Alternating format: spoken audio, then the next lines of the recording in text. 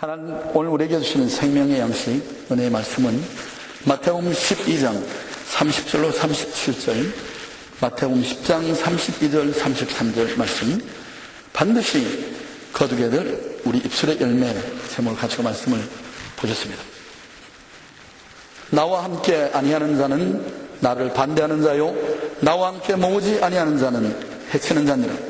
그러므로 내가 너에게 이르노니 사람의 모든 죄와 회방은 사하심을 얻되 성령을 회방하는 것은 사하심을 얻지 못하겠고, 또 누구든지 말로 인자를 거역하면 사하심을 얻되 누구든지 말로 성령을 거역하면 이 세상과 오는 세상에도 사하심을 얻지 못하리라.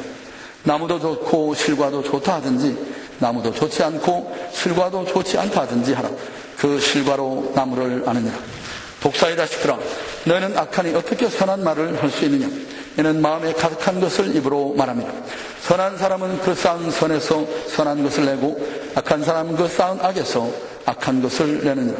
내가 너에게 이르노니 사람이 무슨 무익한 말을 하든지 심판날에 이에 대하여 신문을 받으리니 내 말로 의롭다 하심을 받고 내 말로 정죄함을 받으리라. 누구든지 사람 앞에서 나를 신하면 나도 하늘에 계신 내 아버지 앞에서 저를 신할 것이요, 누구든지 사람 앞에서 나를 부인하면 나도 하늘에 계신 내 아버지 앞에서 저를 부인하리라. 아멘.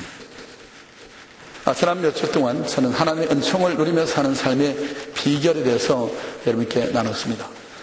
잠언서 4장 23절 말씀을 가지고 무릇 지킬 만한 것보다 더욱 내 마음을 지키라.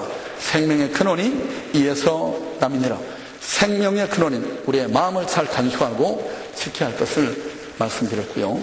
또 하나님이 우리를 부르신 부르심의 목적, 우리의 존재의 가치와 목적을 바로 인식하고 그것을 목적 삼을 때 하나님의 은총이 우리의 삶에 함께 하신다는 것을 지난주에 살폈습니다. 오늘 그 세 번째 메시지로 하나님의 은총을 누리며 사는 삶의 비결, 축복을 심는 삶을 오늘 말씀을 통해 살펴보겠습니다. 잠언 12장 14절에 보면 사람은 입의 열매로 인하여 복록에 족하며 그 손에 행하는 대로 자기가 받느니라. 입의 열매로 인하여 축복이 임한다 말씀합니다. 잠언 18장 20절과 21절 말씀 시작. 사람은 입에서 나오는 열매로 하여 배가 부르게 되나니 곧 그 입술에서 나는 것으로 하여 만족하게 되느니라. 죽고 사는 것이 혀의 권세에 달렸나니 혀를 쓰기 좋아하는 자는 그 열매를 먹으리라. 여러분, 오늘 본문에서 하나님께 복받고 사는 또 하나의 비결을 우리에게 말씀하십니다. 입술의 고백을 통해서 축복의 씨앗을 심어라, 그렇게 말씀합니다. 반드시 거두게 될 입술의 열매에 대해서 주님은 우리에게 말씀하십니다. 스스로 마음에 가득한 것이 밖으로 입으로 나온다고 말합니다. 12장 34절 말씀을 다시 보겠습니다. 독사의 자식들아, 너희는 악하니 어떻게 선한 말을 할 수 있느냐? 이는 마음에 가득한 것을 입으로 말합니다. 여러분, 언어는 우리의 내면의 의식의 표현입니다. 의식의 실체입니다. 그래서 항상 창조의식으로 말해야 함을 경고하고 있습니다. 두 소녀가 뼈 앞에 앉아서 이런 대화를 주고받는 것을 들었습니다. 난 왜 이렇게 못생겼지? 피부는 왜 이렇게 검은지 몰라. 그때 옆에 앉아있는 친구가 이렇게 응수하더라고요. 넌 그렇게 이쁘진 않지만 그래도 귀엽잖아. 내 피부가 검긴 하지만 훨씬 건강해 보이잖아. 여러분, 의식을 우리의 생각의 틀이라고 정의할 때 오늘 이 두 소녀는 아주 극단적인 대조를 우리에게 보여줍니다. 먼저 첫 번째 소녀는 부정적인 의식의 소유자의 전형입니다. 이 부정적인 의식의 소유자는 항상 비교의식 속에 살아갑니다. 항상 다른 사람을 의식하고 비교하며 살아갑니다. 이 후자 소녀는 긍정의식을 소유하고 살아요. 긍정적 의식의 소유자입니다. 이런 사람은 항상 그 생각이 창조적입니다. 창조의식에서 비롯되는 생각을 나타냅니다. 그러므로 어떤 의식을 소유하고 사는가? 이것은 우리 언어 생활을 판이하게 구별되게 만듭니다.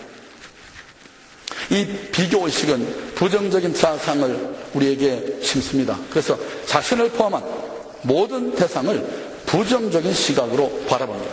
그래서 이 사람의 특징이 뭐냐면 항상 입에서 불평과 비난과 원망이 끊이지 않습니다. 반면에 창조의식을 소유하고 사는 사람은 긍정적 자아상을 갖는 사람입니다. 이 사람의 특징이 뭡니까?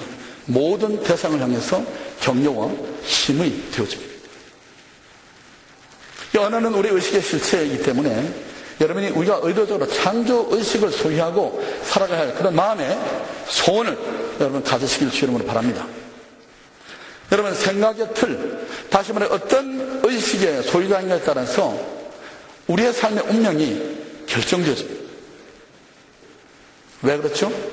여러분 사람은 영을 담은 그릇이라고 성경이 말씀하지 않습니까? 우리가 무슨 말을 들으면요 이내 그것이 생각이 됩니다. 그리고 이 생각은 또다시 말로 나타나게 되고요. 여러분 이 반복되는 말은 이내 행동을 불러옵니다. 그리고 행동이 반복되면 뭐가 됩니까? 습관이 됩니다. 그리고 습관이 굳어지면 그 습관은 바로 그 사람의 인격을 형성시킵니다. 그리고 그 인격은 결국 그 사람의 운명을 만들어냅니다. 하나님이 세상을 지으실 때에도 뭘로 지었습니까? 없는 것 가운데 있게 하실 때 뭘로 지었죠? 말씀하사 명하시니까 됐습니다.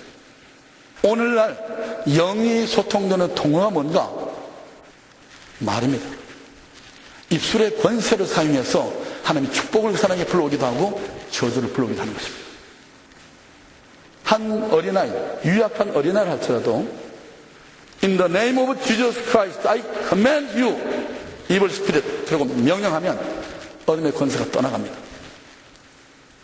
왜요? 그 아이의 육체의 힘이 아닌 말의 권세 때문에 그렇게 하는 것입니다. 하나님의 은총의 보고를 열기 원하십니까? 여러분의 삶이 근본적인 변화를, 개혁을 하나님이 축복하시는 삶으로 변화받기 원하십니다. 이틀의 고백을 통해서 축복의 씨앗을 심으시기 바랍니다. 여러분 예수님이 이 바리새인들을 향해서 그들이 단순한 악한 말이 그들의 단순한 실수로 보지 않았습니다. 여러분 성경 34절 35절을 한번 우리 같이 읽어보죠.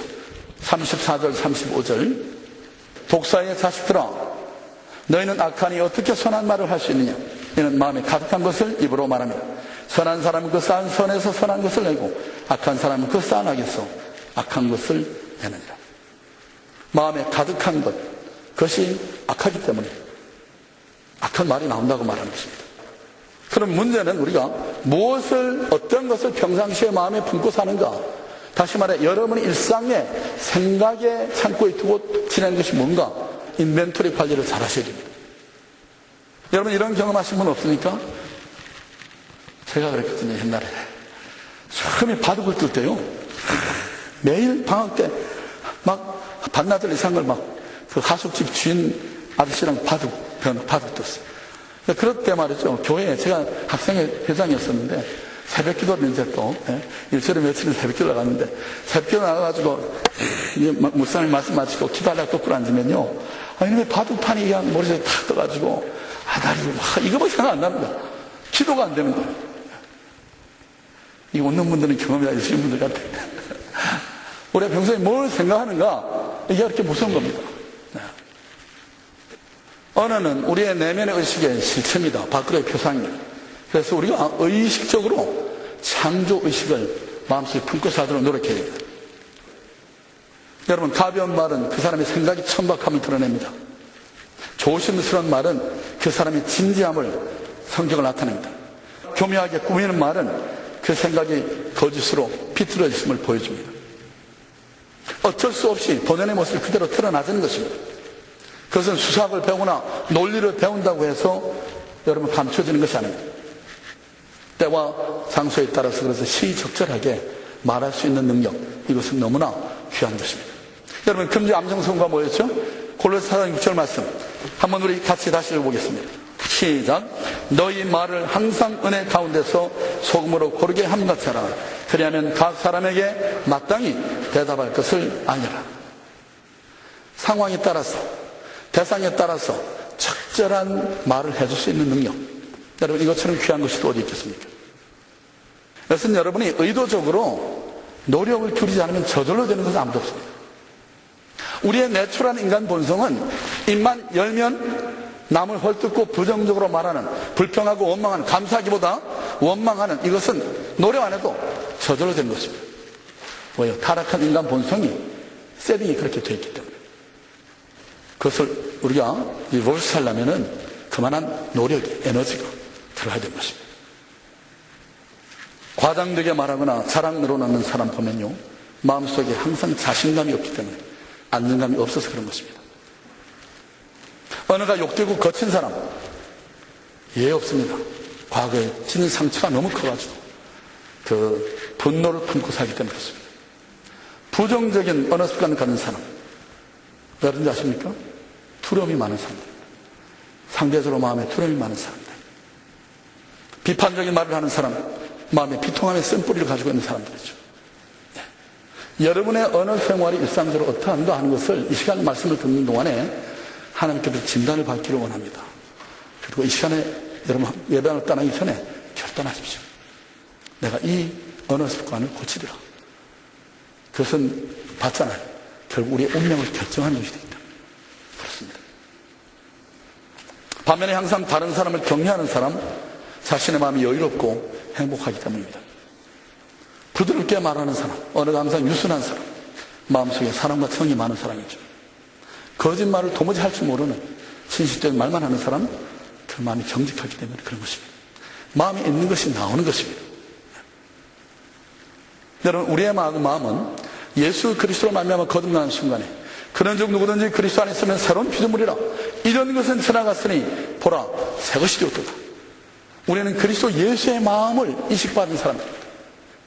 여러분의 관심의 초점이, 여러분의 생각의 초점이, 여러분의 생각의 창고에 주님이 왕자를 좌정하시게 하면 구습을 쫓던 옛사람의 모든 이 언어 습성을 버릴 수가 있는 것입니다. 내 의지와 노력만 가지고 아니고 내 안에 계신 주님을 인정하고 주님의 주권을 인정해드리면 우리 안에 내주하신 성령께서 우리를 변화시키십니다.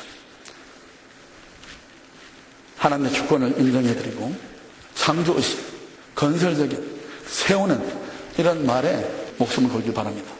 자, 두 번째로 모으는 말과 해치는 말이 있다고 말합니다. 마태복음 12장 30절 말씀 같이 읽습니다. 시작. 나와 함께 아니하는 자는 나를 반대하는 자요, 나와 함께 모으지 아니하는 자는 해치는 자니라.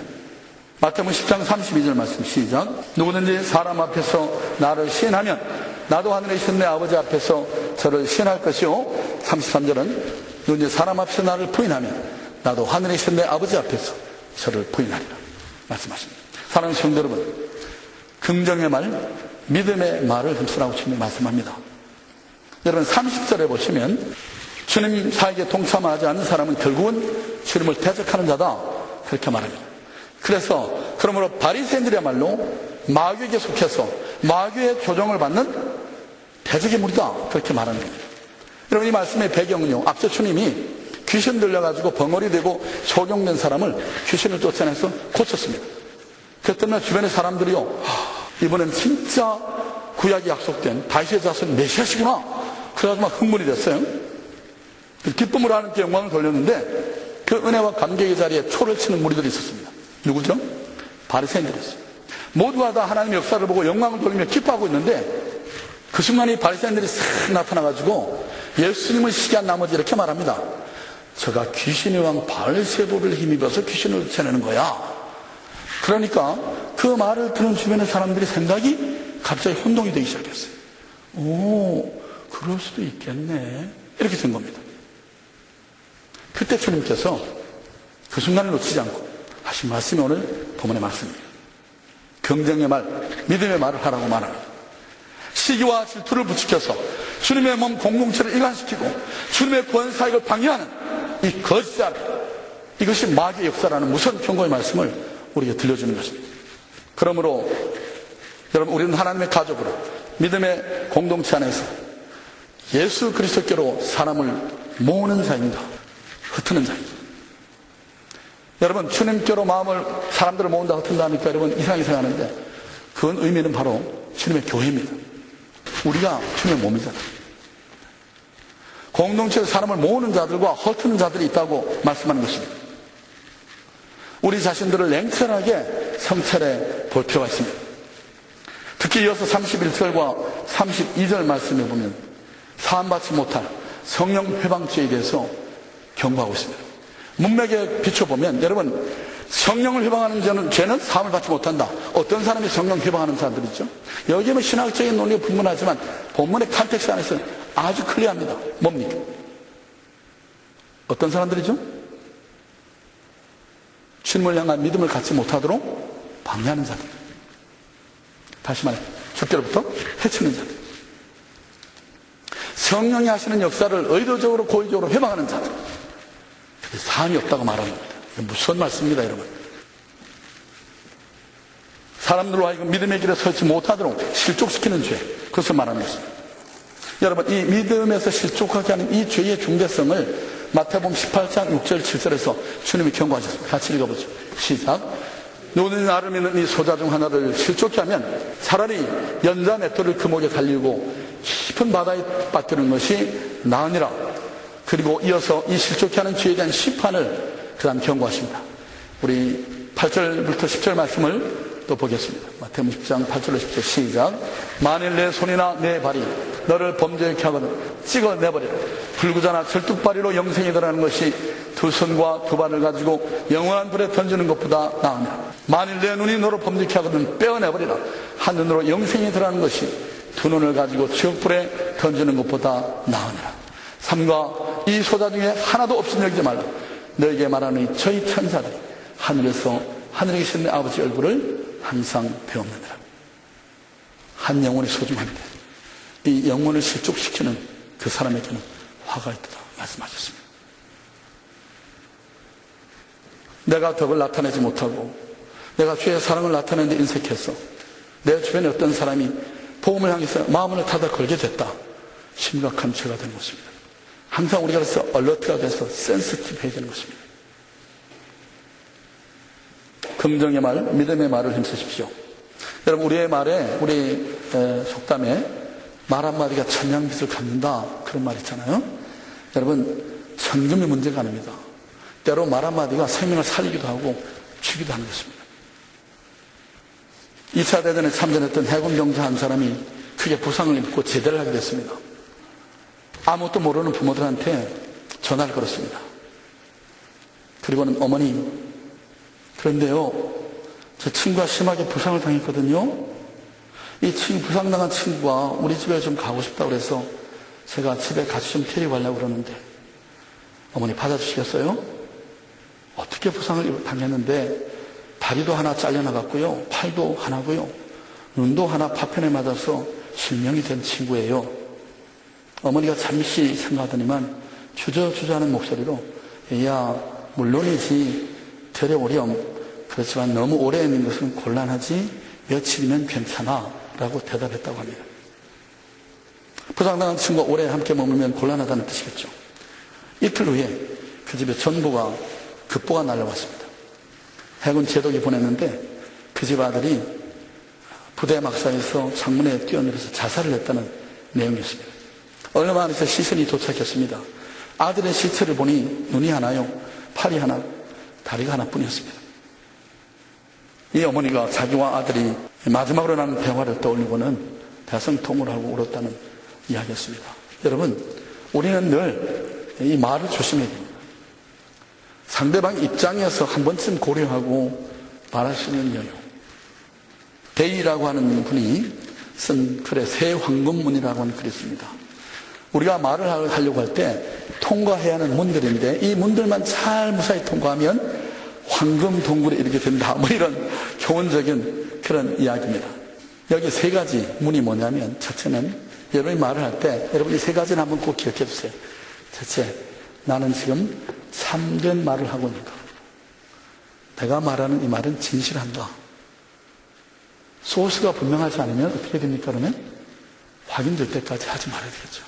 그렇죠? 그냥 대충 들은 얘기를 흘려버리는 것은 아주 위험한 것입니다. 이 말은 참말인가, 진실된 말인가? 잠언 12장 22절 말씀을 같이 보죠. 잠언 12장 22절 시작. 거짓 입술은 여호와께 미움을 받아도 진실히 행하는 자는 그의 기뻐하심을 받느니라. 이 23장 16절. 만일 내 입술이 정직을 말하면 내 속이 유쾌하리라. 누구 말씀? 하나님 말씀입니다. 두 번째로, 내가 지금 하려고 하는 이 말은 꼭 필요한 말입니다. 시편 141편 3절 말씀을 같이 보죠. 시작. 여호와여, 내 입 앞에 파수꾼을 세우시고 내 입술의 문을 지키소서. 신은 얼마나 지혜롭습니까? 오늘 하루 살 때에도 여호와여, 내 입술에 파수꾼을 세워주십시오. 꼭 필요한 것 아니면 말하지 않게 해주십시오. 그런 말입니다. 잠언 10장 19절 말씀도 같이 봅니다. 시작. 말이 많으면 허물을 면키 어려우나 그 입술을 제하는 자는 지혜가 있느니라. 이게 참 진리합니까? 그렇죠? 아무리 좋은 말도요, 많이 하다 보면 꼭 허점이 생깁니다. 실수하게 됩니다. 마지막 세 번째 문은 뭐냐면, 내가 지금 말하려고 하는 것은 공손하고 친절한 말인가? 이게 세 번째 통과한 문입니다. 잠언 15장 1절로 4절 말씀을 같이 보겠습니다. 유순한 대답은 분노를 쉬게 하여도 과격한 말은 노를 격동하느니라. 지혜 있는 자의 혀는 지식을 선히 베풀고 미련한 자의 입은 미련한 것을 쏟느니라. 여호와의 눈은 어디서든지 악인과 선인을 감찰하시느니라. 올량한 혀는 곧 생명나무라도 패례한 혀는 마음을 상하게 하느니라. 긍정의 말, 믿음의 말을 힘쓰신 여러분 될 수 있기를 바랍니다. 이것이 우리 살고 죽는 문제이기 때문에 그렇습니다. 마지막으로 무익한 말에는 반드시 하나님의 신문이 따른다고 말씀합니다. 여러분 12장 36절 37절 말씀을 같이 읽죠. 시작. 내가 너에게 이르노니 사람이 무슨 무익한 말을 하든지 심판날에 이에 대하여 신문을 받으리니 내 말로 의롭다함을 받고 내 말로 정죄함을 받으리라. 언어는 반드시 결과를 불러옵니다. 열매를 맺힙니다. 언어에 대한 예수님의 몇 안 되는 교훈 가운데서 여러분이 꼭 명심해야 돼요. 크게 새겨놓아야 할 말씀이 이 말씀과 마태복음 10장 33절 말씀입니다. 뭐였죠? 누구든지 사람 앞에서 나를 부인하면 나도 하늘에 계신 내 아버지 앞에서 저를 부인하리라. 이 두 마디 말씀은 여러분 꼭 새겨두시기 바랍니다. 언제 어디서나 고백적 신앙의 삶을 사는 것이 중요함을 우리에게 강조하십니다.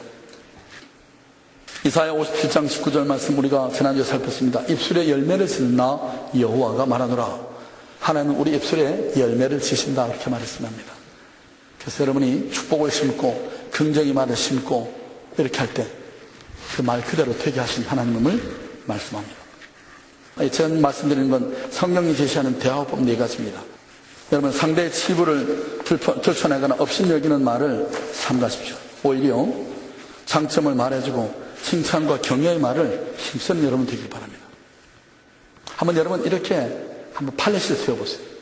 나는 사람을 만나면 일단 어떤 사람을 어떤 대상을 만나는지 내가 잘 아는 사람이든 그냥 금방 금시초면에 만나는 사람이든 나는 사람을 만나면 제일 먼저 그 사람의 장점을 쭉쭉 칭찬해줘요. 그러고 만났어요. 어떤 사람 만났는데 선생님 그 헤어스타일이 참 마음에 드네요. 멋있네요. 상대방이 칭찬해줘서 여러분 싫어하는 사람 누가 있습니까? 네? 여러분이 전도하러 나가가지고 꼬마이 데리고 어느 아줌마가 나타났는데 그런데 그 아들 녀석 참 장군감이네요. 그 녀석 아주 앞으로 큰일 나겠네. 한마디 딱 해주면 어때요? 부모 마음이 싹 열리잖아요. 그래서 도움을 제시해도 물리치지 못하잖아요. 로마서 15장 2절 말씀 시작. 우리 각 사람이 이웃을 기쁘게 하되 선을 이루고 덕을 세우도록 할지니라. 주님의 마음입니다. 보고 싶었습니다 라는 운명의 시가 있습니다. 보고 싶었습니다. 당신이 있어서 행복합니다. 누군가를 만날 때 이런 말을 하세요. 우리의 삶은 만남의 삶입니다. 오늘 하루도 수 없는 만남의 연속이 이어질 것입니다. 가족이나 학교, 직장 동료처럼 언제나 만나는 분들이 있는가 하면 새로운 만남도 있을 것입니다. 만남을 아름답게 갖고 가세요. 우리 주님은 나를 만나러 오셨습니다. 만왕의 왕신분이 죄악의 쓰레기장에서 온갖 오물을 뒤집어 쓴 내 손을 덥석 잡으시고 냄새나는 내 몸을 안아주셨습니다. 그리고는 이렇게 말씀하셨습니다. 너를 사랑한단다. 너를 보려고 이 땅에 내려왔단다. 라고. 집에 들어서면서 이렇게 말하세요. 문을 열어주면서 이렇게 말하세요. 하루 종일 보고 싶었어요. 당신이 있어서 행복해요. 멋있는 시제오죠. 네. 당신이 있어서 행복해요. 저 이 말 참, 이 시를 읽고 나서 자주 얘기합니다. 집사님, 전 집사님 행복합니다. 제가 이런 인사를 드리면 여러분 기분이 좋습니까? 나쁩니까? 좋잖아요. 그렇게 인사하십시오. 낙심한 사람에게 다가가가지고, 형제님, 자매님, 힘내세요. 제가 기도하고 있잖아요. 제가 기도하고 있어요. 하나님이 형제님 사랑합니다. 형제님, 자매님을 사랑합니다. 이 말 한마디. 얼마나 좋습니까? 그것이 마치 기름같이, 우리 인간관계의 기름치듯이 그냥 솔솔솔 돌아가게 만드는 그게 처방전입니다. 여러분 아시겠어요? 아멘 하신 분들은 반드시 그렇게 할 줄을 믿습니다. 예. 일체의 비난과 저주의 말을 여러분 우리 입에서 제일입니다. 마태복음 7장 1절과 2절 말씀을 같이 보십시오. 시작. 비판을 받지 아니하거든 비판하지 말라. 너희의 비판하는 그 비판으로 너희가 비판을 받을 것이요 너희 헤아리는 그 헤아림으로 너희가 헤아림을 받을 것이다. 누구의 말씀입니까? 예수님의 말씀입니다. 시편 109편 17절 말씀. 시작. 저가 저주하기를 좋아하더니 그것이 자기에게 임하고 축복하기를 기뻐 아니하더니 복이 저를 멀리 떠났으며. 세 번째는 상대의 이야기를 충분히 듣고 말하는 훈련하라고 말씀합니다. 여러분 달무드에 보면 입을 금고에 비유하면서 입을 금고에 비유한다면 그 금고는 단단한 것일수록 좋고 그 금고를 여는데 오랜 시간이 걸릴수록 좋은 것이다. 잠언 17장 28절에 보면 흥미있는 재미있는 표현이 나와 있는데요. 같이 읽죠. 시작. 미련한 자라도 잠잠하면 지혜로운 자로 여기고 그 입술을 닫히면 슬기로운 자로 여기고. 여러분 사람들이 여러분을 참 지혜롭고 슬기는 사람 이렇게 봐줄 수 있는 쉬운 길이 있습니다. 그게 뭐냐면 가능하면 말을 하지 않는 것입니다. 야고보 1장 19절에도 우리가 잘 아는 말씀이 나와 있습니다. 시작. 내 사랑하는 형제들아 너희가 알거니와 사람마다 듣기는 속히 알고 말하기는 더디하며 성내기도 더디하라. 에베소 5장 4절에 유사한 권면의 말이 나와 있습니다. 같이 읽죠. 시작. 누추함과 어리석은 말이나 희롱의 말이 마땅치 아니하니 돌이켜 감사하는 말을 하라. 가십성의 말들. 웃기자고 너무 걸쭉한 이런 얘기들 함부로 이렇게 하는 게 아닙니다. 하나님 기뻐하지 않는다고 말합니다. 말은 인격의 열매의 척도라고 말씀했습니다. 입술에 열매를 맺는 하나님 앞에서 우리의 입술로 축복의 씨앗을 열심히 심습니다. 그 방법은 그죠. 긍정적인 말, 믿음의 말, 격려와 칭찬의 말, 당신이 필요하다는 말, 사랑한다는 고백, 이런 걸로 계속 여러분 삶을 한번 도배를 해보십시오. 네? 여러분 삶의 포장을 이렇게 하면 하나님이 여러분 삶에 놀라운 일을 이루실 것입니다. 그런 성도들이 모이는 교회, 이 공동체 아름다운 교회는 참 하나님의 기쁨이 되고 하나님이 우리한테 신령한 복으로 이 땅에서 풍성한 삶의 복으로 역사하실 것입니다. 너는 반드시 열매를 거두게 되어 있습니다.